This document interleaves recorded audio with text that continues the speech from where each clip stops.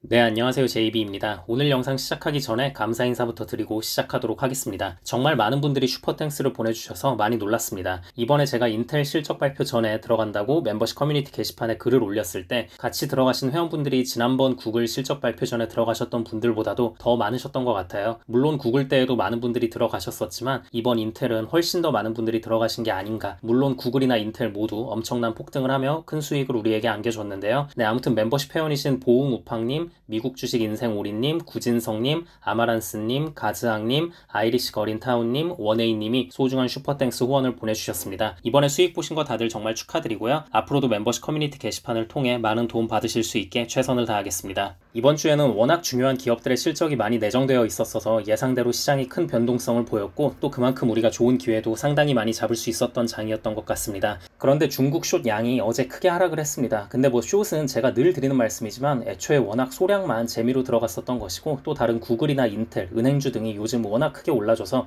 멘탈적으로 전혀 타격은 없었고요. 저는 중국 경제가 여전히 안 좋을 것으로 보고 있기 때문에 양 역시 계속 들고 갈 생각입니다. 그래도 혹시 모르니까 양 손절 라인은 7달러로 잡았습니다. 이 부분은 참고하실 분들은 참고해 주시면 될 것 같습니다. 네, 그럼 어제 시황에 대해 말씀을 드리고 요즘 TMF 전망에 관해 질문을 해주시는 분들이 많아서 이에 대한 제 생각도 말씀을 드려보도록 하겠습니다. 자, 일단 어제 발표된 지표는 전부 골디락스를 가리켰습니다. 소비지출 물가지수가 예상치를 하회하는 수치가 나왔고요. 거기에 고용비용 지수 역시 예상치를 하회하는 수치가 나오면서 시장은 인플레에 대한 걱정을 어느 정도 덜어낼 수 있었고 이에 따라 크게 환호했습니다. 결국 요즘 돌아가는 상황을 보면 경제에 대단한 타격은 없어서 기업들 실적은 잘 나오고 있는데 인플레도 계속 잡혀가는 골디락스의 모양새를 띠고 있는데요. 이렇다 보니 채권에 투자하신 분들이 많이 멘탈적으로 힘들어하시는 것 같다는 생각이 듭니다. 제가 몇 달 전에 TMF 매수에 들어간다고 말씀을 드리면서 분명 말씀드렸던 부분 중에 하나가 골디락스 상황이 펼쳐지면 채권에 딱히 좋을 건 없다고 말씀을 드렸었잖아요. 골디락스여도 채권이 회복을 하긴 하겠지만 이 경우 수익률은 주식에 비해 떨어질 수밖에 없다.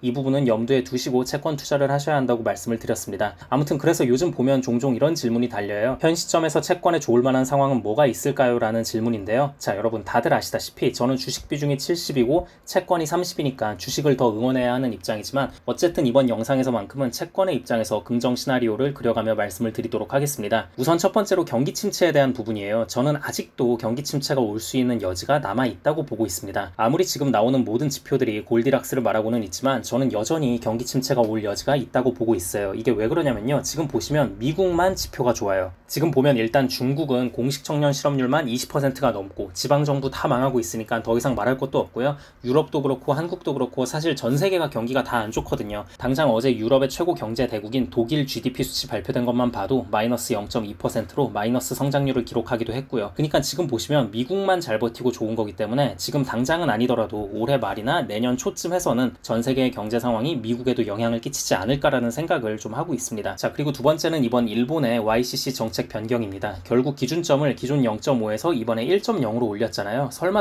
했는데 진짜 올렸죠. 그리고 이렇게 되면 미국 채권에 엄청난 악재가 될 것으로 봤는데 생각보다 어제 채권 시장은 멀쩡하게 오히려 좋게 상승하며 마무리가 됐습니다. 저는 이 부분이 상당히 의미가 있다고 보거든요. 그러니까 이게 이런 것 같아요. 자, 여러분 여기서부터는 지극히 그냥 제 개인적인 추측일 뿐이니까 감안하고 들어주세요. 저는 일본의 이번 YCC 상한선을 늘린 조치가 모두가 예상하는 일반적인 상식과는 좀 반대로 미국 채권 시장에 호재로 작용할 만한 여지가 있다고 보고 있습니다. 이게 왜 그러냐면요. 우리가 채권의 본질을 잘 생각해 보자고요. 채권은 주식의 반대점에 있는 자산입니다. 물론 이 두 개가 완전히 엇갈린 방향성을 보이는 건 아니고 결국 둘 다 우상향을 하긴 하지만 그래도 어쨌든 주식의 해지 역할을 해주는 것이 채권의 존재 이유예요. 그래서 채권이 상승을 하려면요. 주식시장에 뭔가 악재가 계속 도사리고 있어야 채권이 상승을 할 수 있는 거예요. 뭐라도 악재가 있어야 돼요. 아니 경제가 다 술술 잘 풀리고 천하태평이면 누가 채권을 삽니까? 그냥 주식 사면 수익률 훨씬 좋은데. 그래서 결국 본질적으로는 이 부분 때문에 요즘 채권이 계속 하락했던 거라고 보시면 되는데요. 왜냐면 기존의 채권에 유리하게 작용할 만한 악재들이 다 사라진 상황이었으니까요. 침체 위험으로 기업들 실적이 박살이 난 것도 아니죠. 거기에 심지어 은행들 위기까지 사실상 다 해결됐죠. 이런 상황이었기 때문에 채권에는 새로운 악재가 필요했던 시점이었어요. 아무튼 이런 시점에 이 새로운 악재에 대한 공급을 일본에서 해줬다고 봅니다. 일본이 이번에 YCC를 올린다는 게 왜 의미가 있는지 말씀을 드려볼게요. 일단 일본도 지금 보면 물가가 계속 상승하고 있습니다. 어느새 3%대에서 놀고 있어요. 아니 미국, 일본 둘 다 물가 3%대로 비슷한 거 아니야? 라고 말하는 분들 계실까봐 말씀을 드리자면 미국 미국은 고점을 찍고 완전 하락하는 추세에서의 3%지만 일본은 밑에서부터 치고 올라오면서 상승하는 추세의 3%대이기 때문에 이게 완전히 다른 이야기입니다. 자, 아무튼 일본 정부 입장에선 물가를 잡아야겠죠. 물가를 잡으려면 제일 확실한 방법은 기준금리를 올리는 겁니다. 근데 이걸 하자니 일본은 1년에 갚아야 할 국가빚이 워낙 천문학적인 단위라서 기준금리를 올려버리면 이자가 감당이 안 돼요. 그러니까 그동안은 그냥 YCC만 지속하면서 계속 버티고 있었던 거예요. 일단 우리가 지금 기준금리 올릴 상황은 안 되는데 그래도 그동안 벌어둔 돈이 워낙 많으니까